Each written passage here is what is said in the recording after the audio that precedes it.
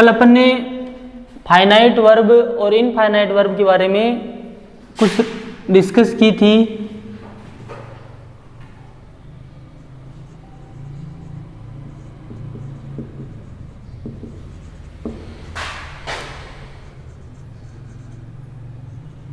थोड़ा सा आज रिवाइज करवा देता हूं मैं, उसके बाद में अपन सेंटेंस बनाएंगे, ठीक है।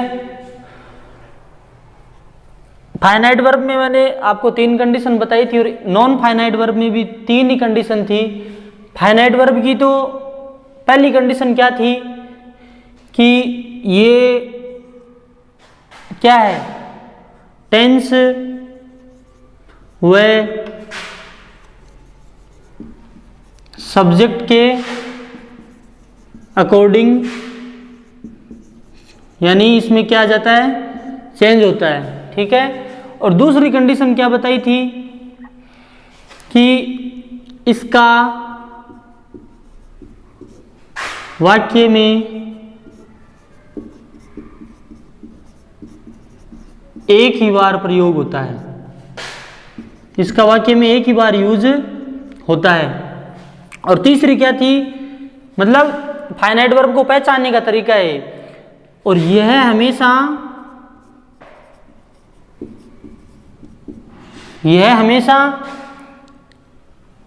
वाक्य के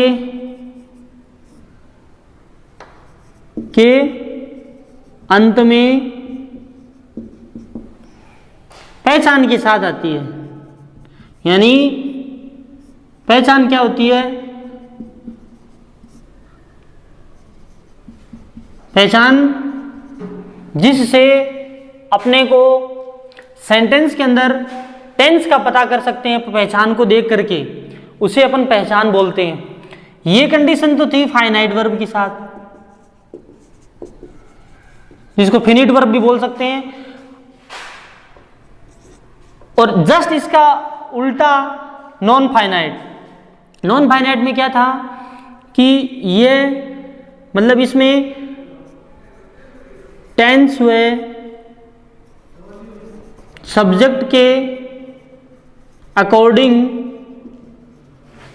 नो चेंज रहता है, यानी इस क्रिया पर टेंस और सब्जेक्ट का कोई इफेक्ट नहीं पड़ता है वाक्य के अंदर। चाहे कैसा भी वाक्य को अपन आगे पीछे कर दो, चाहे चेंजेस कर दो, लेकिन ये क्रिया एज इट इज रहेगी। और दूसरा है, यानी ये वर्ब है ना, एक से अधिक बार आ सकती है। यानी वाक्य में ये जरूरी नहीं है कि नॉन फाइनाइट वर्ब एक ही आती है, एक से अधिक बार 5 भी आ सकती है, 7 भी। यानी जितना बड़ा अपन वाक्य करेंगे उतनी ही ज्यादा मतलब उसके अकॉर्डिंग नॉन फाइनाइट वर्ब आएगी। और सबसे मुख्य पहचान ये होती है इसकी कि यह 2+V1 के रूप में प्रयुक्त होती है। यानी ये क्रिया 2+V1 के रूप में आती है। अब ये था नॉन फाइनाइट, ठीक है। ये नॉन फाइनाइट वर्ब है और ये फाइनाइट वर्ब है। इसको इनफाइनाइट भी बोल सकते हैं अपन। इनफाइनाइट या नॉन फाइनाइट एक ही बात है। ये 3 कंडीशन फाइनाइट वर्ब की थी और ये 3 कंडीशन नॉन फाइनाइट वर्ब की। मतलब ये 6 कंडीशन आप तैयार कर लो, माइंड में सेट कर लो, फिर आप, और इसके बाद में आपको थोड़े से मीनिंग्स, यानी आपकी डिक्शनरी थोड़ी सी स्ट्रांग होनी चाहिए। उसके बाद में आप आसानी से कितना भी बड़ा सेंटेंस हो जाए इंग्लिश का, आप आराम से, यानी बिना किसी परेशानी के आप सेंटेंस बना सकते हो, ठीक है। अब देखो सेंटेंस बनाते कैसे हैं। कल अपन ने रूल के बारे में बताया था, मैंने आपको बेसिक इंफॉर्मेशन प्रोवाइड की थी। आज अपन एक्सरसाइज करते हैं, यानी सेंटेंस, क्योंकि अकेले रूल से कुछ नहीं होता है बेटा। रूल्स के अकॉर्डिंग अपन जितनी ज़्यादा प्रैक्टिस करेंगे, क्योंकि इंग्लिश इंग्लिश हो चाहे हिंदी हो चाहे अदरवाइज कोई भी टॉपिक हो चाहे, यानी practice makes a man perfect. हमेशा अभ्यास से ही व्यक्ति क्या होता है, पूर्णता प्राप्त की जा सकती है। ठीक है ना। तो अब देखो किसी भी सेंटेंस स्ट्रक्चर क्या होती है इसमें, सेंटेंस स्ट्रक्चर। सेंटेंस स्ट्रक्चर क्या होती है ये तो आपको पता है। सबसे पहले सब्जेक्ट आता है, उसके बाद में वर्ब आती है, वो वर्ब हेल्पिंग वर्ब भी हो सकती है, मेन वर्ब भी हो सकती है, वर्ब, उसके बाद में अदर वर्ड आता है। ठीक है, ये सेंटेंस स्ट्रक्चर होता है। कोई भी सेंटेंस हो, चाहे हिंदी का हो चाहे इंग्लिश का हो, ये सेंटेंस स्ट्रक्चर फॉलो करनी पड़ती है अपने को। ठीक है। अब जैसे सेंटेंस है कि आपको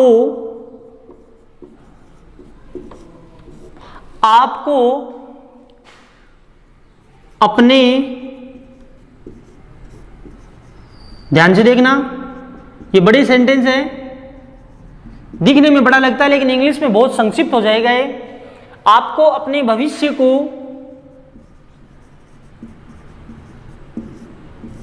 सुधारने के लिए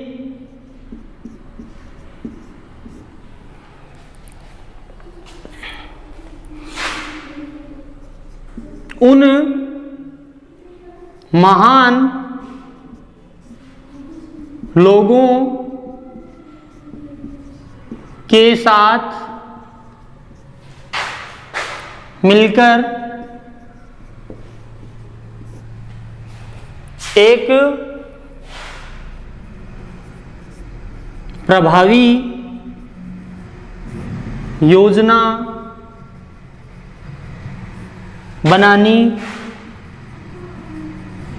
बनानी चाहिए।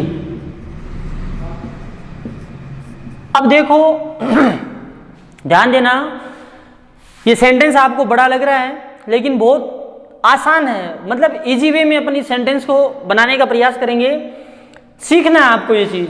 लास्ट में मैंने आपको बताया है कि पहचान क्या है इस सेंटेंस में। पहचान देखो, सेंटेंस के एंड में क्या दिया हुआ है, चाहिए। हमेशा ध्यान रखना बेटा, चाहिए के अर्थ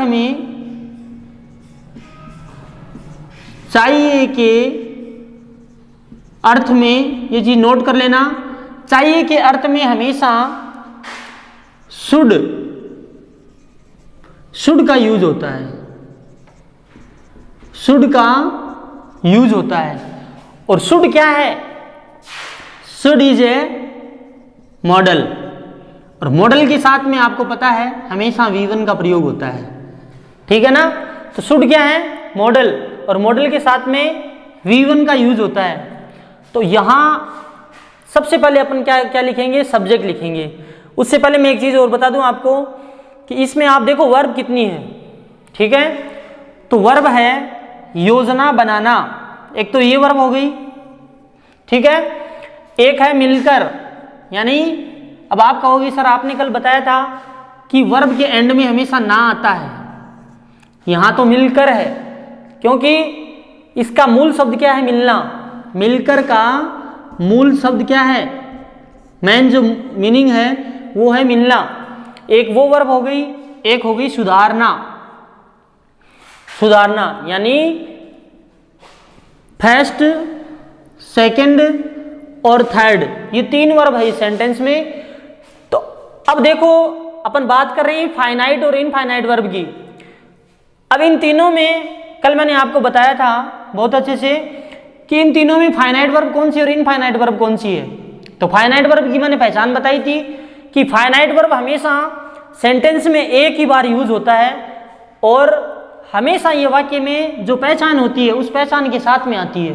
तो वाक्य की पहचान क्या है, चाहिए। चाहिए के साथ में योजना बनाना, तो इसका मतलब ये क्या है, ये है फाइनाइट वर्ब। और इसके अलावा जितनी भी वर्ब है इसमें, चाहे 2 हो, चाहे 4 हो, चाहे 5 हो, ये सब के सब क्या है, इनफाइनाइट वर्ब है। ये मिलना भी इनफाइनाइट वर्ब है और ये भी क्या है, सुधारना, ये भी इनफाइनाइट वर्ब है। अब इन दोनों में डिफरेंस क्या है, अब देखो अंतर बस इतना ही है कि ये क्रिया सब्जेक्ट के टेंस और सब्जेक्ट के वाक्य के सेंटेंस के टेंस और सब्जेक्ट के अनुसार अपना रूप बदल लेती है। ठीक है, अब मैं अगर यहां और कुछ वर्ड लिख दूं कि बनानी पड़ेगी या बनानी पड़ी, तब ये वर्ब चेंज हो जाएगी। ठीक है, लेकिन ये सुधारना और मिलना मिलकर इन दोनों की सेहत पर कोई प्रभाव नहीं पड़ेगा। ये जो वर्ब है ये हमेशा एज इट इज रहेगी, जैसी चाहिए वाले में बनेगी वैसी मिलना योजना बनानी पड़ेगी उसमें भी एज इट इज रहेगी ये वर्ब। तो और ये वर्ब हमेशा जो इनफाइनाइट वर्ब होती है ये आपको पता है कि हमेशा 2 + V1 के रूप में यूज होती है वाक्य में। तो अब देखिए इस सेंटेंस को कैसे ट्रांसलेट करते हैं अपन। सबसे पहले मैंने आपको सेंटेंस स्ट्रक्चर बताई है कि सब्जेक्ट का यूज होगा। तो सब्जेक्ट क्या है आपको, तो आपको को इंग्लिश में क्या कहते हैं, यू। ठीक है, अब यहां वर्ब है। अब देखो वर्ब तो यहां हेल्पिंग वर्ब और मेन वर्ब तो आएगी नहीं। मैंने आपको बताया चाहिए कि अर्थ में शुड का प्रयोग होता है, तो शुड लगाओ, यू शुड, बहुत आसानी से बनेगा ये वाक्य, यू शुड। ठीक है, अब मैंने आपको बताया था शुड के साथ में, शुड क्या है, मॉडल है, मॉडल के साथ में हमेशा V1 का प्रयोग होता है। डू, डज, डिड, इनके साथ हमेशा वर्ब की फर्स्ट फॉर्म आती है। और मॉडल्स के साथ में कोई भी मॉडल हो, चाहे can, could, may, might, will, would, shall, should, इन सब के साथ में हमेशा वर्ब की फर्स्ट फॉर्म का यूज होता है। ठीक है, और हैज, हैव और हैड, इनके साथ इनके बाद में हमेशा वर्ब की थर्ड फॉर्म यानी V3 का यूज होता है। ठीक है, तो यू शुड। अब यहां योजना बनाना, योजना बनाना को इंग्लिश में क्या कहते हैं, देखो वैसे प्लान भी होता है, क्या मीनिंग होता है इसका, प्लान यानी होता है योजना बनाना। ठीक है, प्लान भी कर सकते हैं अपन, लेकिन इससे ज्यादा बेटर मीनिंग ये रहेगा, you should make a plan, you should make a plan, you should make a plan.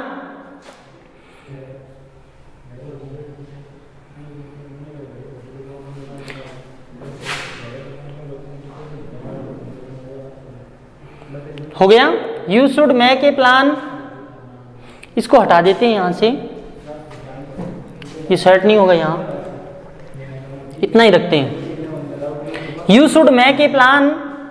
अब देखो इसके बाद में मैंने आपको कल ही बताया था कि हमेशा वाक्य को पीछे से बनता है। हिंदी से जब भी इंग्लिश में ट्रांसलेट करते हैं तो वाक्य हमेशा पीछे से फर्स्ट की ओर चलता है, यानी उल्टा चलता है, ये स्ट्रक्चर रहती है। और इंग्लिश से हिंदी में ट्रांसलेट करते हैं तब ये फर्स्ट से लास्ट की ओर बनता है। अब देखो यहाँ वर्ब आ गई, तो मैंने आपको बताया कि इनफिनिटिव जो वर्ब होती है, नॉन फाइनाइट जो वर्ब होती है, वो हमेशा उससे पहले टू लगता है, यानी 2 + V1 के रूप में आती है। तो टू, और मिलना को क्या कहते हैं, मीट, क्या कहते हैं, मीट। तो you should make a plan to meet.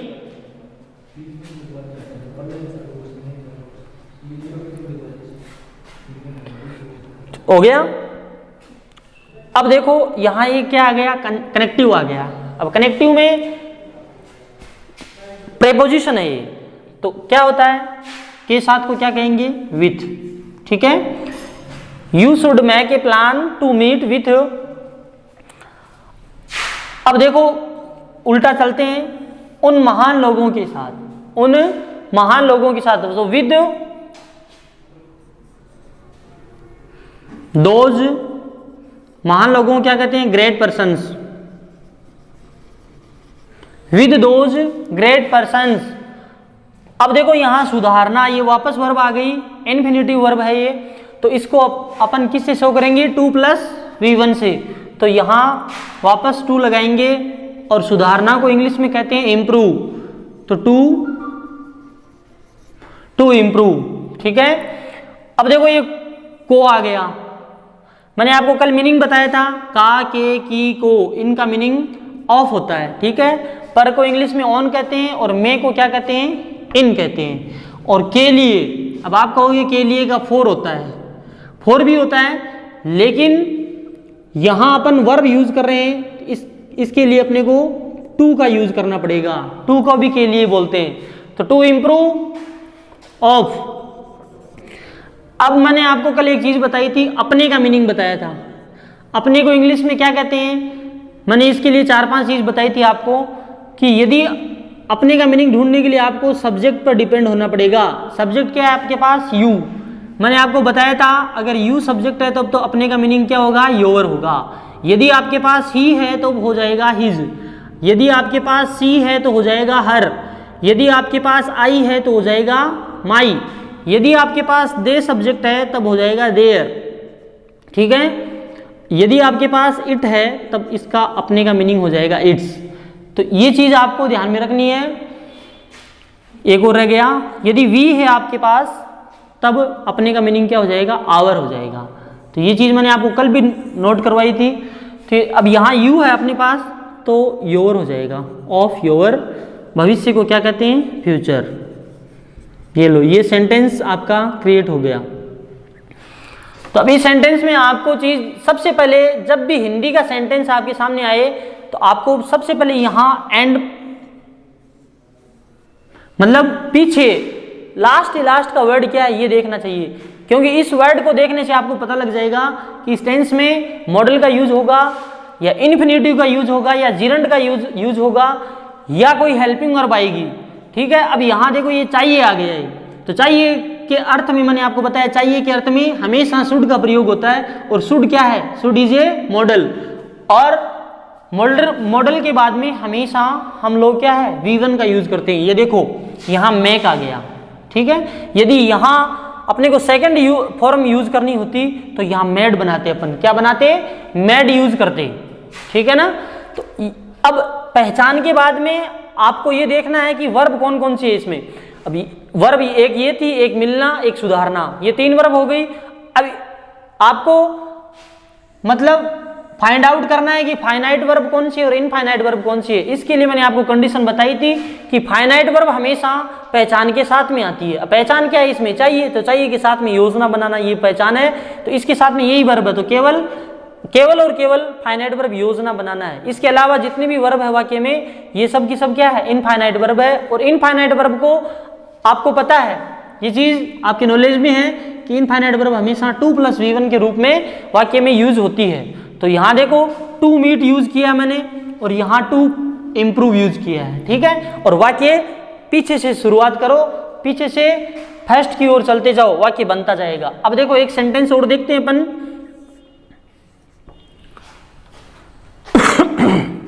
जैसे विद्यार्थियों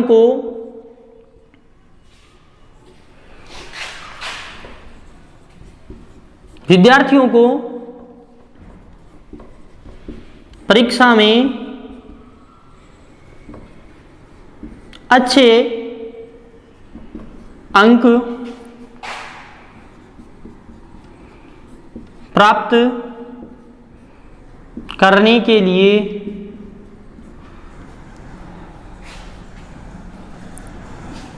अपने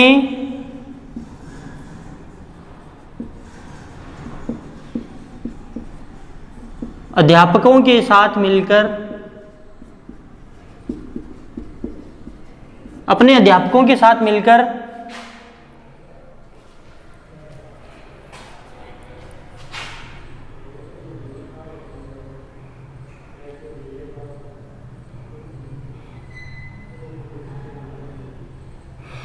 विद्यार्थियों को परीक्षा में अच्छे अंक प्राप्त करने के लिए अपने अध्यापकों के साथ मिलकर दिन रात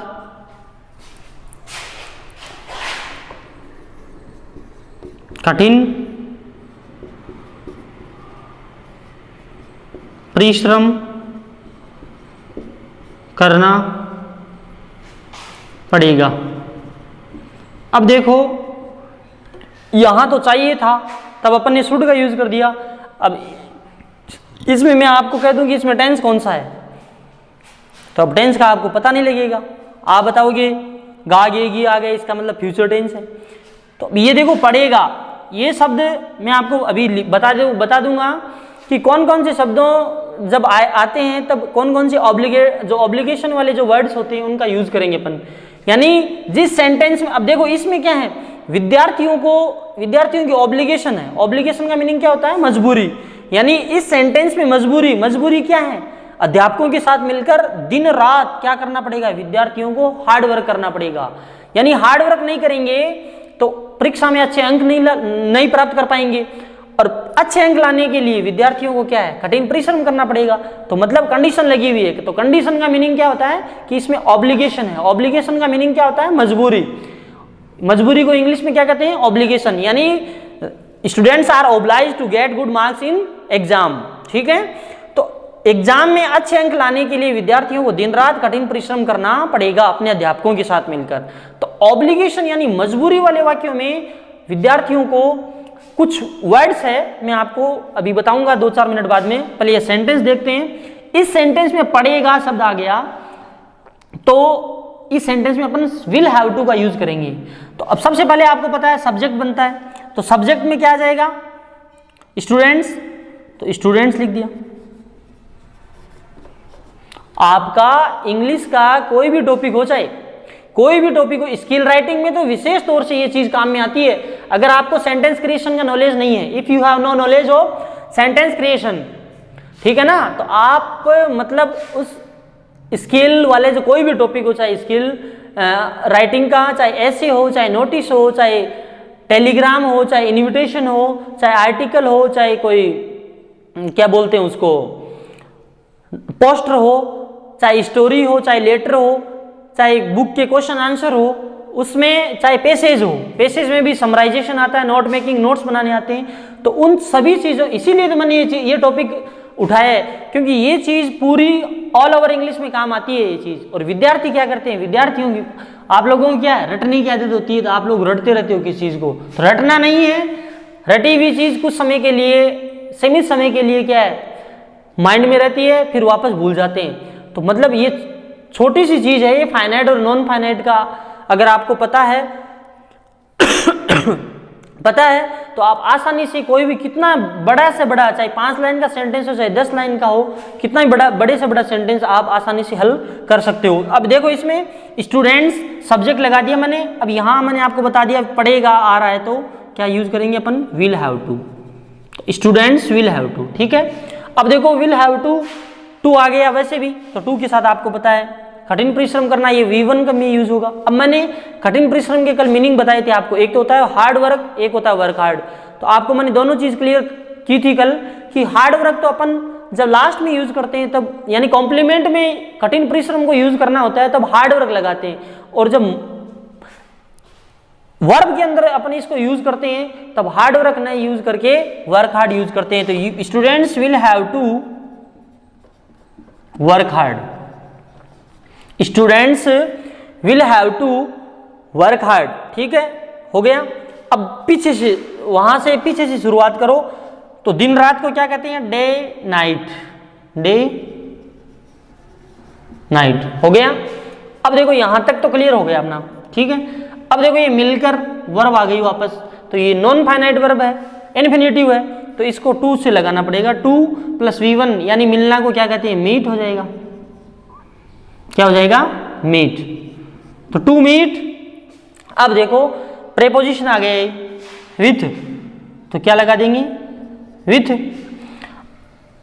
अब ध्यान देना, अपने अध्यापकों के साथ तो विथ तो लगा दिया। अब अपने का मीनिंग अभी मैंने ऊपर वाले सेंटेंस में आपको बताया था। अब आपके सामने प्रॉब्लम यह है कि आपको पता नहीं है सब्जेक्ट क्या है, विद्यार्थियों। तो विद्यार्थियों को अपन क्या मान सकते हैं, दे मान सकते हैं। क्या मान सकते हैं, दे। तो दे का अपने का मीनिंग क्या हो जाएगा, दियर। तो with their teachers, with their teachers. अब देखो प्राप्त करना, तो प्राप्त करना को क्या कहते हैं, ये वर्ब है, वापस इन्फिनिटिव वर्ब आ गई है वापस, ध्यान देना। तो इससे टू प्राप्त करना को क्या कहते हैं, गेट कहते हैं। टू गेट अच्छे अंक, तो good marks, to get good marks. अब देखो मे आ गया, तो मे को इंग्लिश में क्या कहते हैं, इन, और एग्जाम, इन एग्जाम। तो ये सेंटेंस बना, students will have to work hard day night to meet with their teachers to get good marks in exam. ये सेंटेंस मतलब इस प्रकार बनेगा ये। अब मैं देखो आपको बता देता हूं, स्टॉप करना। अब मैं आपको बताता हूं कि ये पढ़ेगा, चाहिए, चाहिए था, इनमें क्या। ओके, अब देखो जो ऑब्लिगेशन वाले जो सेंटेंस होते हैं ना, उसमें देखो जैसे ऑब्लिगेशन क्या होता है, ये मजबूरी को शो करता है। मजबूरी मतलब कोई ना कोई कंडीशन रहती है। तो इसमें ध्यान देना है, बहुत सारे वर्ड है, हैज टू, हैव टू, एक होता है हैड टू, ठीक है, एक होता है विल हैव टू, ठीक है, एक होता है शुड, ठीक, एक should have, should have he है, हैव के साथ टू नहीं है, ठीक है ना। Has to, have to, had to, will have to, should, should have, एक होता है वुड लाइक। तो मतलब ये जो वर्ड्स है ना, इनके साथ में, इसके साथ में हमेशा V1 का यूज होगा, इसके साथ में भी V1 आएगा, इसके साथ में भी V1 आएगा, इसके साथ में भी V1 आएगा। शुड हैव, इसके साथ में वर्ब की थर्ड फॉर्म आएगी, क्योंकि हैज, हैव और हैड हमेशा, बेटा ध्यान रखना, हैव और हैड और हैज ये हमेशा अपने साथ वर्ब की थर्ड फॉर्म लेते हैं। Would like, would like to, ये भी V1 का आएगा।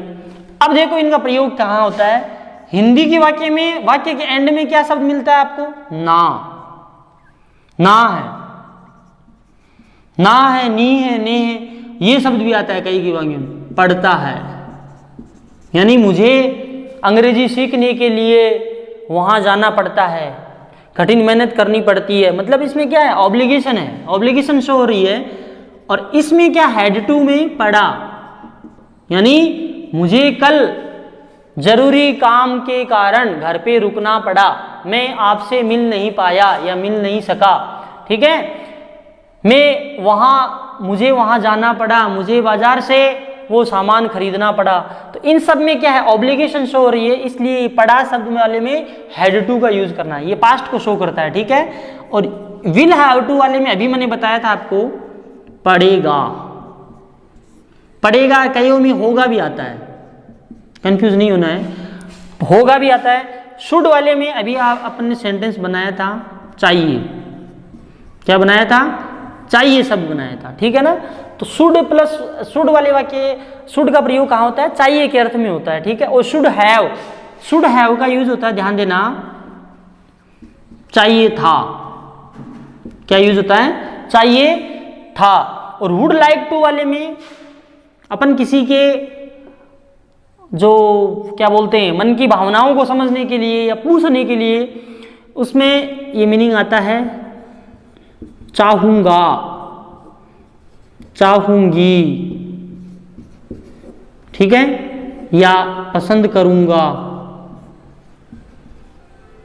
पसंद करूंगा, पसंद करेंगे, पसंद करूंगी, ये शब्द आता है। जैसे अपने घर पे कोई मेहमान आया तो हम पूछते हैं कि चाय लेना पसंद करोगे या कॉफी लेना पसंद करोगे, है ना।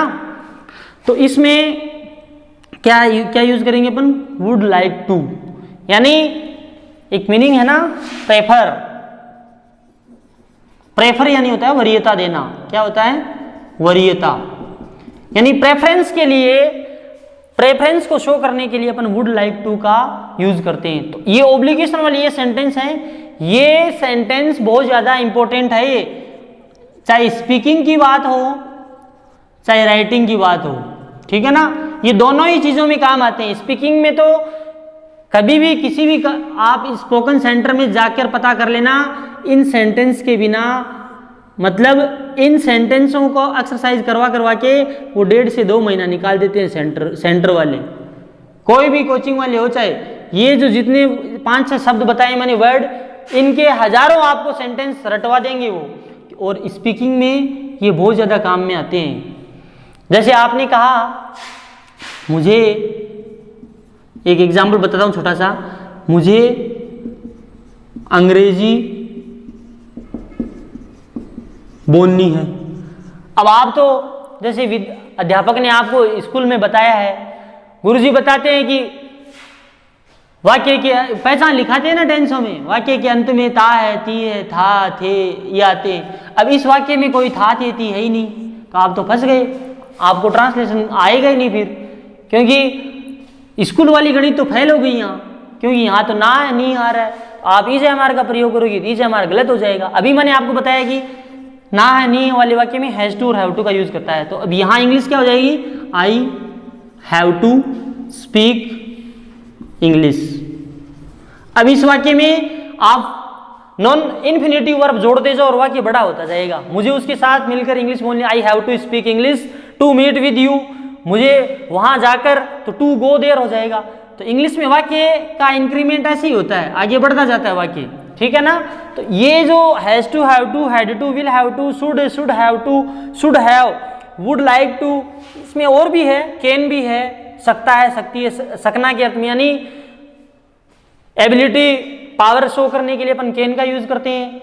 कुड का यानी पास्ट में अगर अपन एबिलिटी पावर दिखा रहे हैं तो कुड का प्रयोग होगा। कुड हैव यानी मैं ये मैच जीत सकता था, मैं ये काम कर सकता था, ठीक है ना, तो वहां कुड हैव का प्रयोग होता है। जैसे चाहिए, शुड और शुड हैव का यूज होता है, वैसे ही कुड और कुड हैव का यूज होता है। यहाँ चाहिए था, वहां सकता है या सकती थी, सकता था, इसमें होता है। तो ये चीज काम की है, आपको ध्यान रखना है। स्टॉप। सेंटेंस बनाते हैं अपन, अभी मैंने आपको बताया था कि मुझे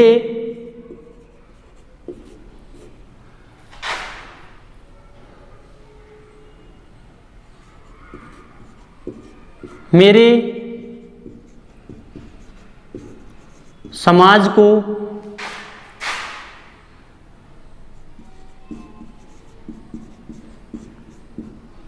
विकसित करने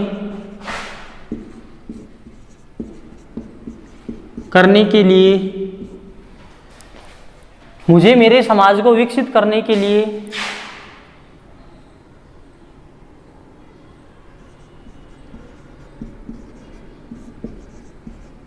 समाज के प्रत्येक व्यक्ति को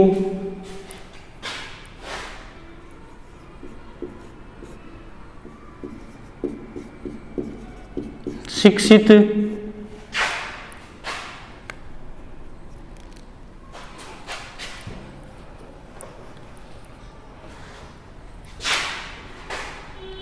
प्रत्येक व्यक्ति को एक प्रभावी शिक्षा प्रदान करनी है। अब जैसे ये सेंटेंस है, ठीक है, अब ये सेंटेंस दिखने में बड़ा लग रहा है लेकिन इंग्लिश में आसानी से बन जाएगा।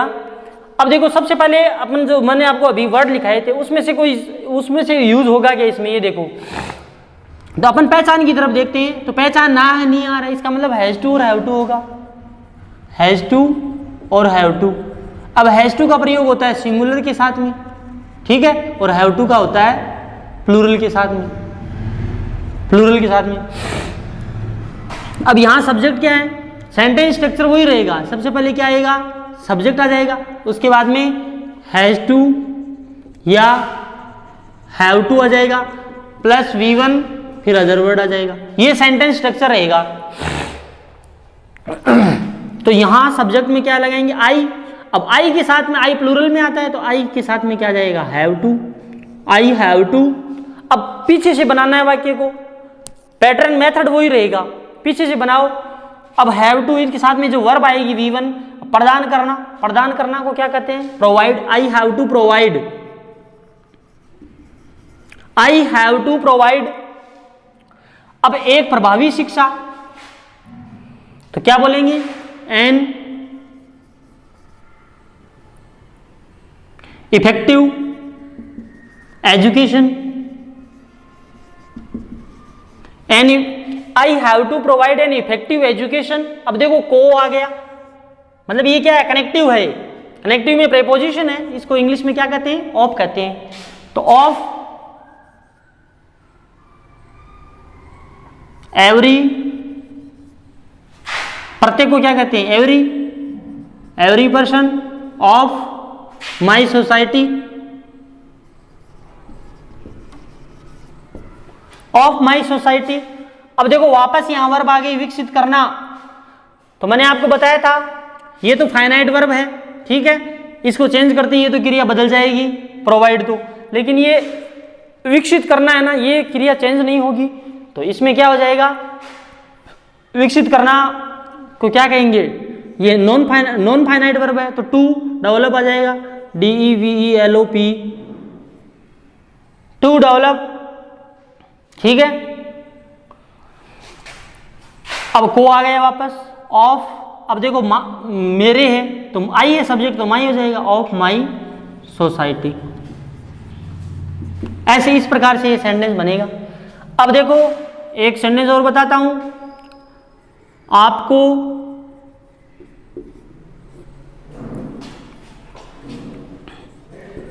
यह मैच जीतने के लिए, आपको यह मैच जीतने के लिए सभी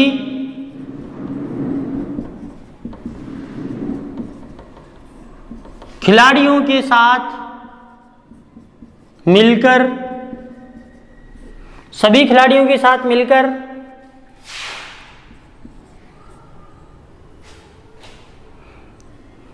एक प्रभावी योजना बनानी चाहिए थी। तो अब चाहिए थी, चाहिए था, इसके चाहिए थी, चाहिए था के अर्थ में क्या यूज करते हैं अपन, आपको पता हो तो मैंने अभी बताया था, शुड हैव प्लस V3, ठीक है। और अकेला चाहिए आता है उसमें केवल शुड का प्रयोग होता है, ध्यान देना, ठीक है। तो अब यहां सेंटेंस बनाएंगे अपन, तो यू शुड हैव, ठीक है, ध्यान रखना, यू शुड हैव। अब आपको पता है यहां वर्ब की थर्ड फॉर्म आएगी, तो योजना बनाना, तो योजना बनाने का मैंने आपको बताया था मैं के प्लान होता है, लेकिन यहां अपने को वर्ब की थर्ड फॉर्म यूज करनी है, तो you should have made N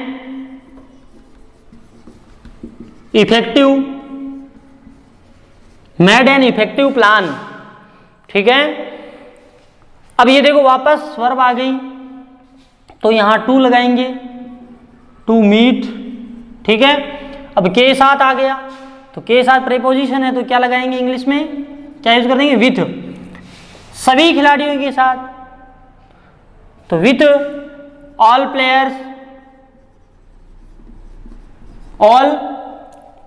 players हो गया।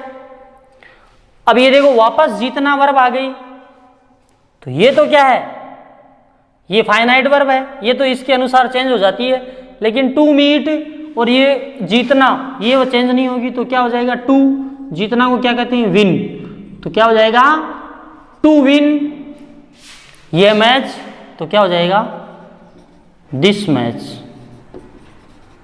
ऐसे सेंटेंस बनेगा, you should have made an effective plan to meet with all players to win this match, ऐसे बनेगा।